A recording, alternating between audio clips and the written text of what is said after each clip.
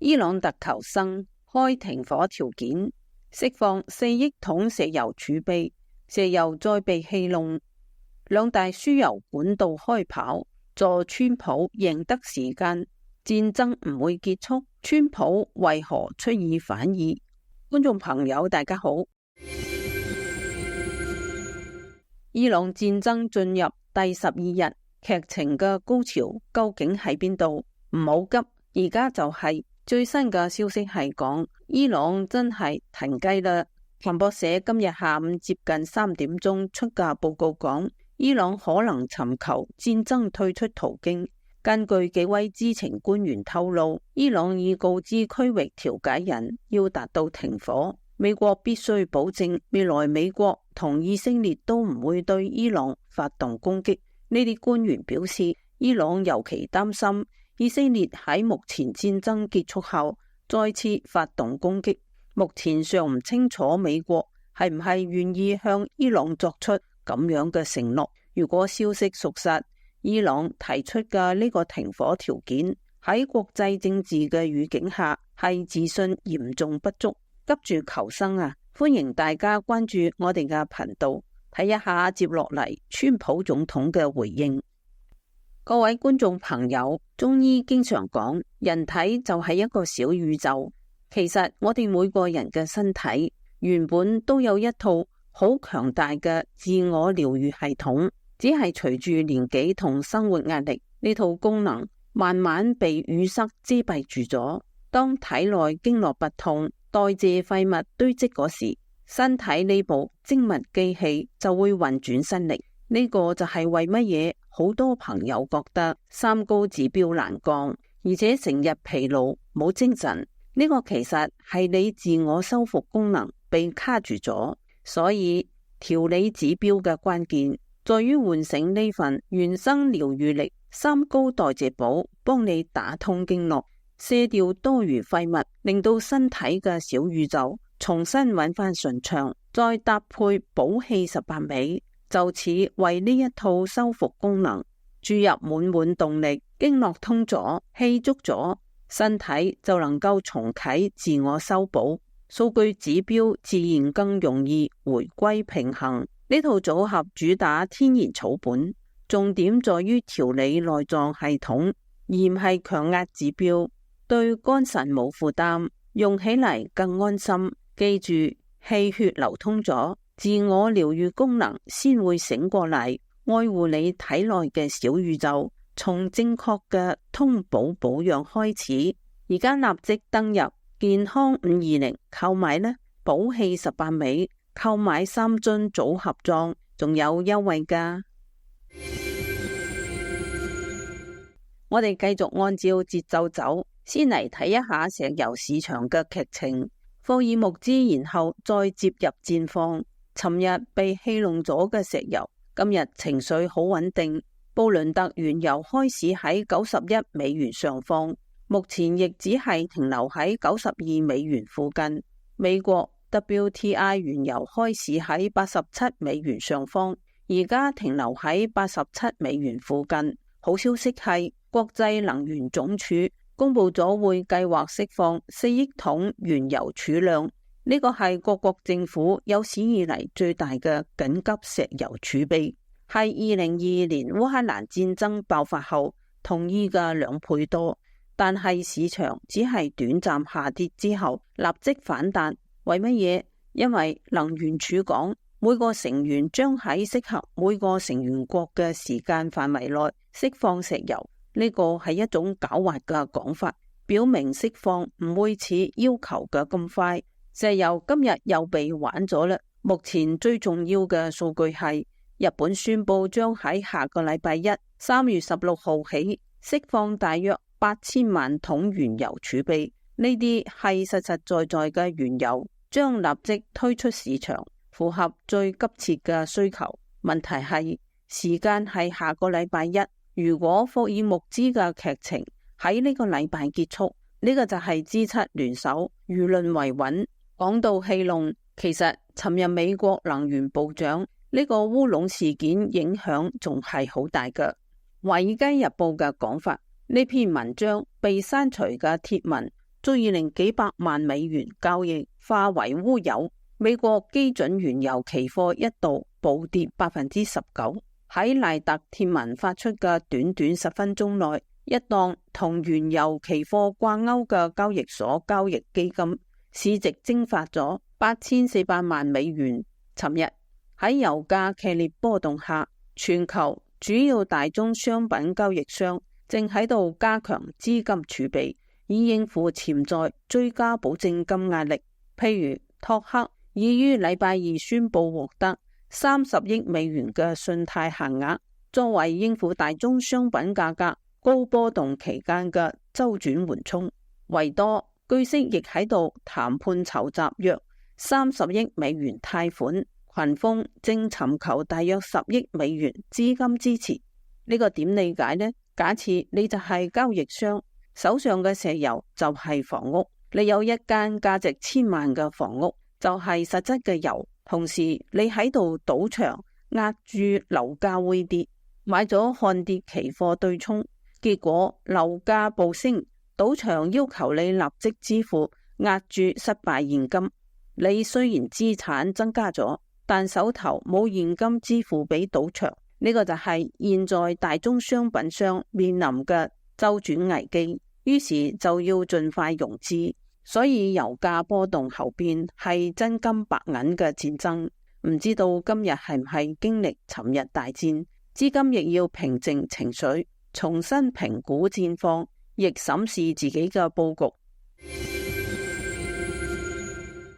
另一個石油市場好消息係，即使伊朗絕唔准許1公升敵對石油通過霍爾木茲海峽，但係沙地同阿聯酋之前花巨資建立嘅2條關鍵輸油管道，喺呢個時候比正喺度同時間賽跑嘅石油大亨多喘息嘅時間。中東2大輸油管道喺危機期間挑起大梁，呢2條管道繞開咗霍爾木茲海峽，一條喺沙地，另一條喺阿聯酋。呢個係目前能將大量石油運出波斯灣送往世界市場僅有途徑。沙地該國目前正盡全力通過其通往紅海鹽布港嘅管道輸送盡可能多嘅原油。該管道建喺20世紀80年代，當時嘅兩伊戰爭威脅到波斯灣嘅航運。沙地阿美預計將喺幾日內通過呢一條長達746英里管道輸送最多700萬桶石油，其中大約200萬桶石油專門供應沙地煉油廠。呢個意味住每日仲有500萬桶可送往全球市場。根據國際能源署嘅數據，呢個相當係戰前沙地通過霍爾木茲海峽運輸嘅大部分原油量。如果你突然睇到2艘超大型油輪從鹽布港駛出，仲有1艘從庫查伊拉港駛出，呢個會產生一種心理效應，令人覺得至少仲有一啲石油能夠運出嚟。另一條規模好小係阿聯酋管道，從阿布扎比嘅哈卜線伸展到阿曼灣嘅庫查伊拉港。問題係呢一條管道部分由中共國有企業中國石油天然氣集團公司子公司承建。據國際能源署稱，該管道每日最多可輸送180萬桶石油，戰前輸送量已達到110萬桶一日。問題係今日嘅油價仲喺度升，就一定有直接刺激油價嘅壞消息。的確，伊朗無人機今日襲擊咗阿曼薩拉拉港最大嘅石油儲存設施。呢個消息為乜嘢咁重要？薩拉拉港同杜庫姆港係阿曼為應付霍爾木茲海峽被封鎖而建設嘅生命線。傳統上，中東石油必須經過狹窄嘅霍爾木茲海峽，而薩拉拉港位於阿曼南部，直接面對阿拉伯海。佢係目前少數能夠俾超大型油輪避開伊朗封鎖線，直接向亞洲同歐洲供油嘅深水港。換句話講，如果伊朗可以襲擊呢個港口，會唔會亦可以襲擊剛才提到嘅沙地同阿聯酋嗰兩條石油管道呢？所以沙地同阿聯酋繞道石油管道亦好，國際能源署嘅釋放石油儲備都好，呢啲唔能夠解決石油市場嘅亂象，只有重新開放霍爾木茲海峽先能夠徹底解決問題。但係呢啲比川普亦爭取更多時間，而家川普又多咗幾日時間嚟結束呢一場戰爭。早上消息係川普仲講伊朗戰爭即將結束，到咗中午消息又變咗，川普話我哋仲未完成喺伊朗嘅工作，今晚我哋會狠狠咁打擊佢哋。太陽升起嘅短短幾個小時，情況就變咗。呢個中間究竟隔咗個乜嘢呢？按照美軍中央司令部美軍指揮官庫珀上將通報咗幾個數字，以打擊伊朗境內目標超過5500個，襲擊艦艇超過60艘，蘇萊曼尼級全滅。尋日我哋透過數據亦發現，從戰爭第4日開始，伊朗嘅彈道導彈同無人機攻擊次數大幅下降。為咩呢？因為美軍同以軍唔單止打發射出嚟嘅導彈，仲喺度系統性咁摧毀伊朗嘅國防工業基地。尋晚一座大型彈道導彈製造廠被轟炸機夷為平地，伊朗海軍嘅港口亦被徹底清場。戰爭開始嘅時候，查巴哈爾港停住7艘主力戰艦，4日後全部碼頭被報廢咗。美軍上將庫珀每小時一輪轟炸 AI 幾秒鐘鎖定目標，令到伊朗喘唔過氣啦。大家都講伊朗已經被打倒，美軍已經冇咩可打㗎啦。咁為乜嘢川普又講戰爭未結束？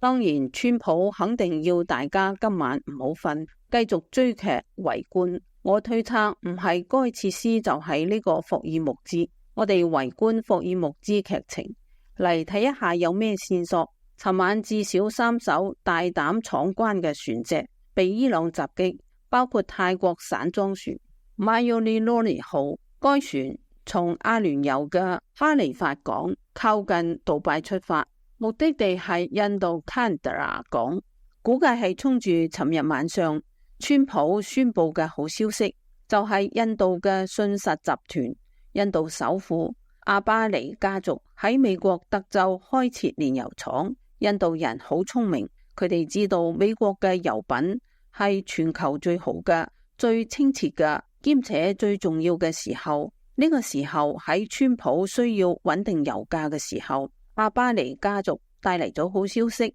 喺戰爭打輿論戰同信心戰嘅時候，呢一筆投資無論最後落實幾多，未來回報都相當可觀。問題係打咗就打啦，要知道呢個係俾印度送貨船，所以印度總理亦都好嬲。印度總理莫迪喺 X 平台賬號發表文章講，印度人民黨領導嘅政府非常重視民眾對海灣局勢關注，同時我哋過往記錄表明，每當有印度公民身處險境時，我哋都會盡全力保障佢哋嘅安全。目前所有受影響嘅國家，我哋嘅大使館同領事館都喺全天候運作，為我哋公民提供幫助。再嚟圍觀霍爾木茲，呢度會係劇情高潮。為乜嘢呢？最大背景係川普從禮拜一呼籲又出兵又出錢，等商船放心大膽過海峽。不過現實係呢，維爾通訊社報道，船隻正常通行前往伊朗港，港口行動持續進行，備註係僅限於裝載中共石油嘅油輪可以通過。伊朗自己嘅船運並未受到阻礙，而且中國對德黑蘭原油需求亦並未減弱。從伊朗戰爭開打已經12日，中共一直喺呢度獨食，中共自己往槍嘴上撞，咁霍爾木茲呢度必須有一戰。川普唔會直接暴露戰術，但係今日早上3月11號，美國中央司令部向伊朗平民發出警告，伊朗政權正利用霍爾木茲海峽沿岸嘅民用港進行軍事行動，威脅國際航運安全。呢一種危險行動危及無辜民眾生命安全。根據國際法，用喺軍事用途嘅民用港口將失去保護地位，成為合法嘅軍事目標。伊朗海軍已喺服務商業航運嘅民用港口部署咗軍艦同裝備。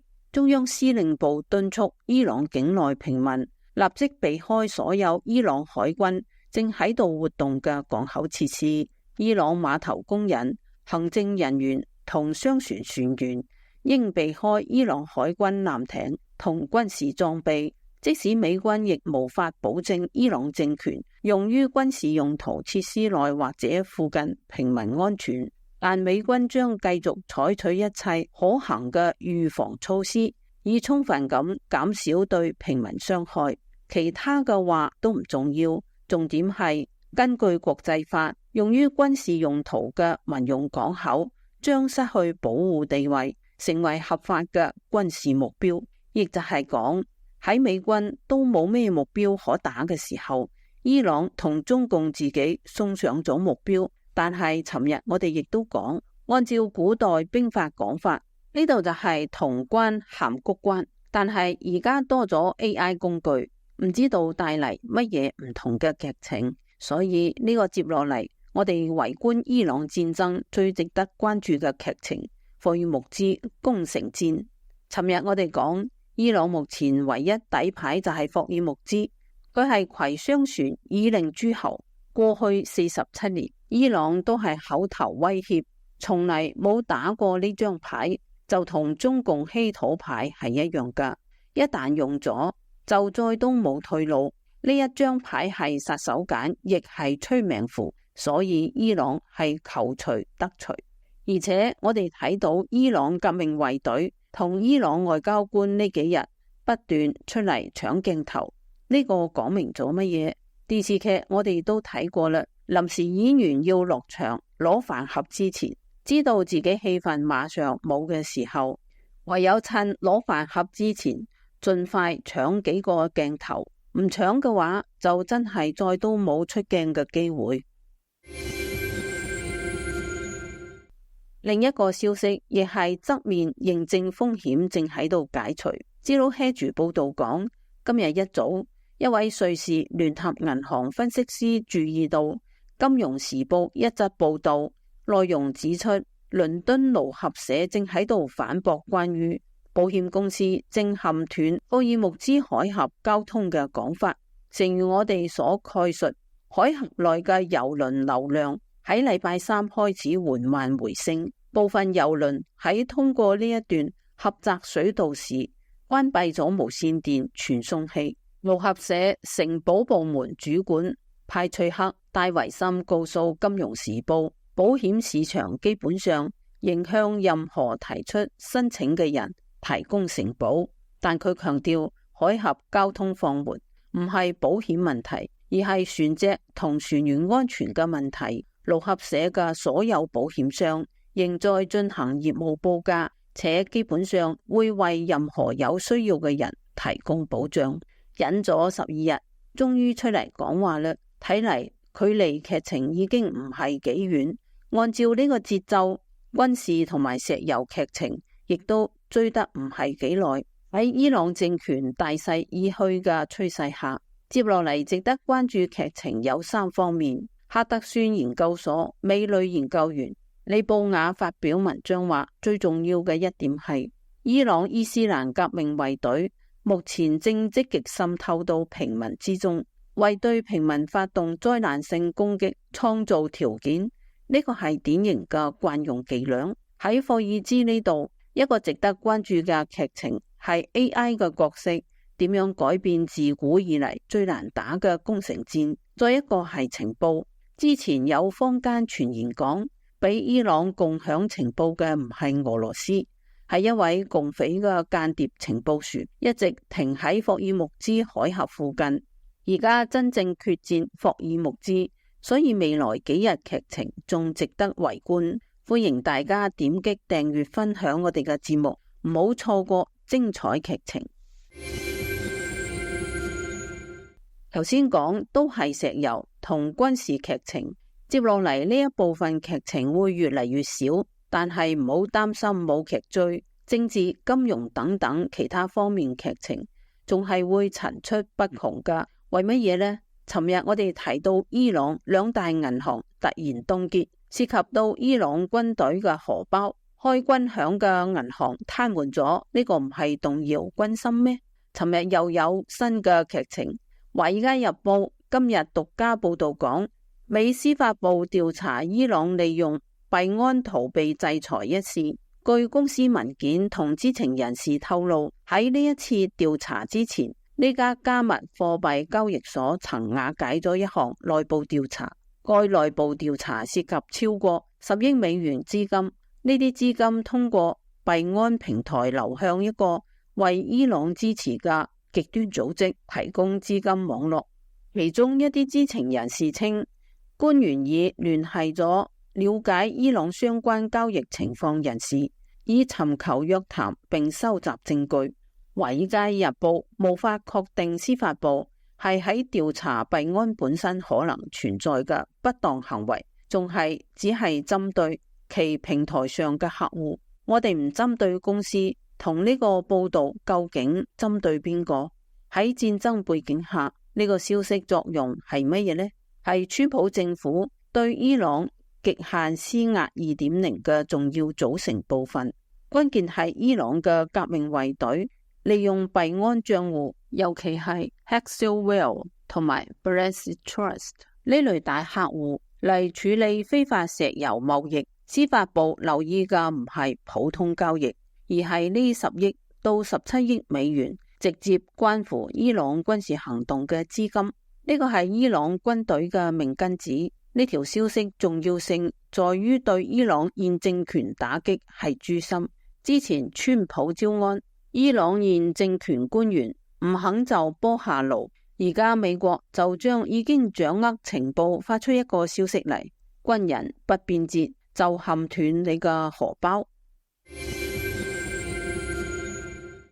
伊朗劇情太搶眼，好多關於大陸劇情我哋都嚟唔及追。今日值得關注消息係網友翻出上海嘅一組人口數據。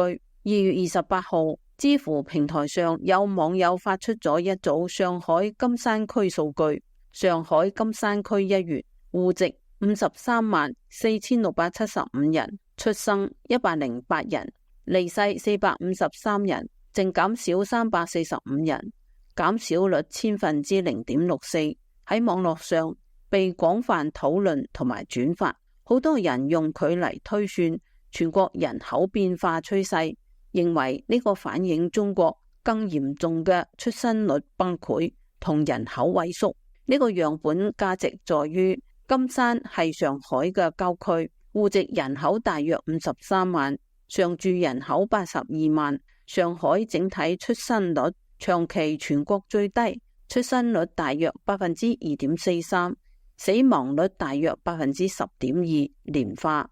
呢個係中國大城市戶籍人口老化嚴重，年輕人外流或者不婚不育比例高嘅一個經典樣本。類似數據喺網絡上被易富賢等人口學者引用，認為係真實局部反映。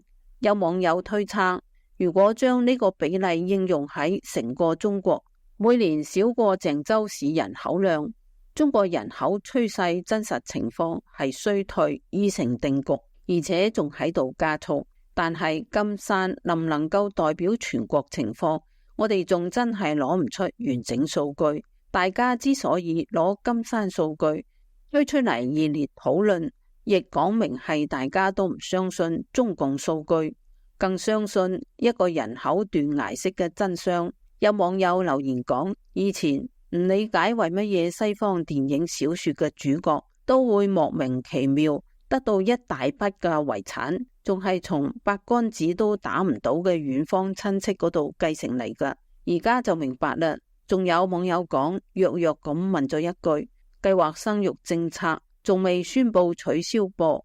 據我所知，應該係冇，咁就可以大膽表態啦。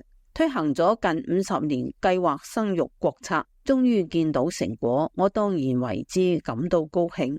所以網友講，呢一次中共兩會冇任何超預期政策，增長目標設定過低，以舊換新縮水，刺激消費打破通縮無望，房地產政策冇破裂，甚至連地方債發行限額都冇增加，所以雄心勃勃去邊度？呢個係唔係中共自信盡失嘅原因呢？以上就係今日嘅財經熱點，節目內容唔係投資建議。如果你鍾意我哋嘅節目，請訂閱、轉發、留言，我哋下期再見。